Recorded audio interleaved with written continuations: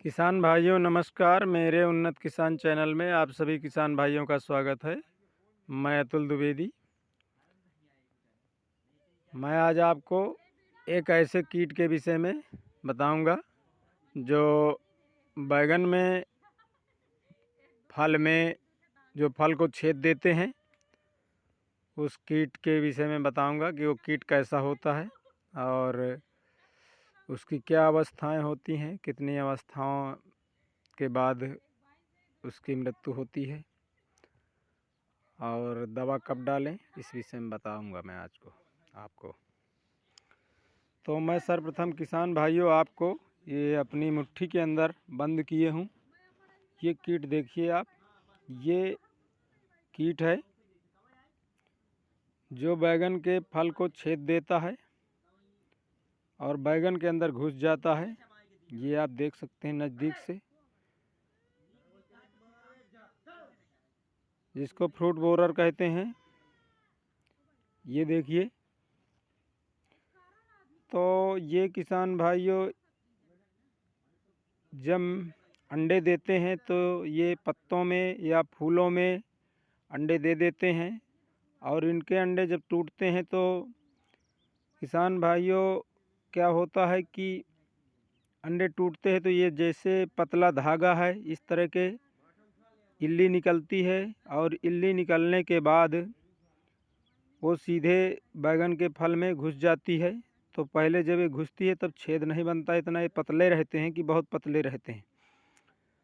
और फिर अंदर घुस करके जब ये बाहर निकलते हैं, तब ये निकल करके ज़मीन पर गिर जाते हैं।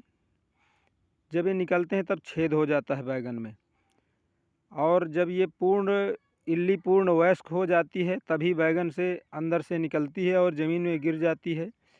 ज़मीन के अंदर घुसने के बाद इसकी कोशावस्था होती है।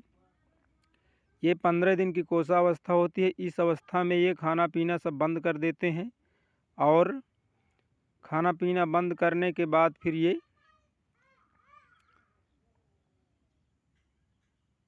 पड़े रहते हैं 15 दिन तक। इसके बाद ये जो इल्ली होती है ये छोटी हो करके और फिर फूटती है, तो उसमें से जो पतिंगा आप देख रहे हैं ये पतिंगा निकलता है।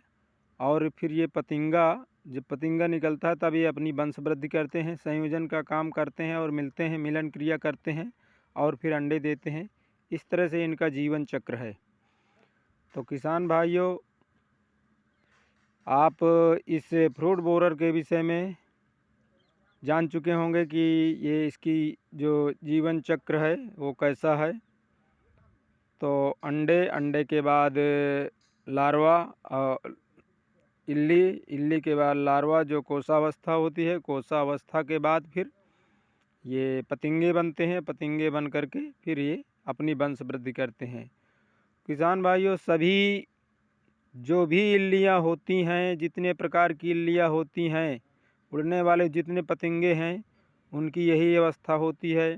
पहले अंडे के बाद फिर लार्वा, फिर इनकी अंडे के बाद इल्ली के बाद फिर लार्वा बनता है, प्यूपा जिसको बोलते हैं प्यूपा। अंडे के बाद लार्वा के बाद प्यूपा बनता है और प्यूपे से फिर पतिंगा निकलता है 15 दिन की कोशावस्था के बाद। इस तरह इनका जीवन चक्र है। अगर इनका निदान करना चाहते हैं आप तो जब अंडे अगर आपके पौधों पर हैं तो आप दवा डालते हैं तो अंडे टूट जाते हैं, तो भी इनका नियंत्रण हो जाता है। और जो इल्ली होती है तो इल्ली में भी नियंत्रण हो जाता है। मगर ये जब ज़मीन के अंदर चले जाते हैं तो दवा का कोई असर नहीं पड़ता। और जो ये पतिंगे होते हैं आप दवा डालते हैं तो उड़ जाते हैं, तो तब भी ये नहीं मरते हैं दवा डालने से। इसलिए आप जब अंडे दें तो तभी इनका नियंत्रण कर सकते हैं। और इल्लियाँ हैं, और जैसे मान लो आपके खेत में जैसे छेद वाले बैगन हैं, सड़े वाले बैगन हैं, जो इनमें उन्होंने छेद किया है, खाया है, उनको तोड़वा करके खेत से बाहर फेंकवा दें और उनको लगे ना रहने दें। अगर वो लगे रहते हैं तो इनकी जो है संख्या बढ़ती रहती है, वंश वृद्धि करते रहते हैं। तो इस तरह से आप ध्यान दें तो काफ़ी हद तक जो यांत्रिक नियंत्रण करेंगे, बैगन नहीं लगे रहेंगे सड़े, तो उससे भी कंट्रोल हो जाता है। साफ़ सफाई का ध्यान रखें, खरपतवार ना रखें, और इससे भी नियंत्रण होता है। और समय समय पर आप दवा डालते रहें। अगर आप समय समय पर दवा डालते रहते हैं तो इनका नियंत्रण हो जाता है। किसान भाइयों, ये मेरा वीडियो आपको अच्छा लगे तो वीडियो को लाइक करें और मेरा चैनल सब्सक्राइब करें, उन्नत किसान चैनल। किसान भाइयों, आप वीडियो तो देख लेते हैं मगर चैनल को सब्सक्राइब नहीं करते हैं, तो ये ध्यान दें किसान भाइयों कि अगर आप सब्सक्राइब कर देंगे तो जो भी वीडियो हम डालेंगे वो उसकी नोटिफिकेशन सबसे पहले आपके पास पहुंचेगी। इसलिए आप चैनल को सब्सक्राइब करें। अगर ये मेरा वीडियो अच्छा लगे तो वीडियो को लाइक करें। नमस्कार, जय हिंद, जय भारत।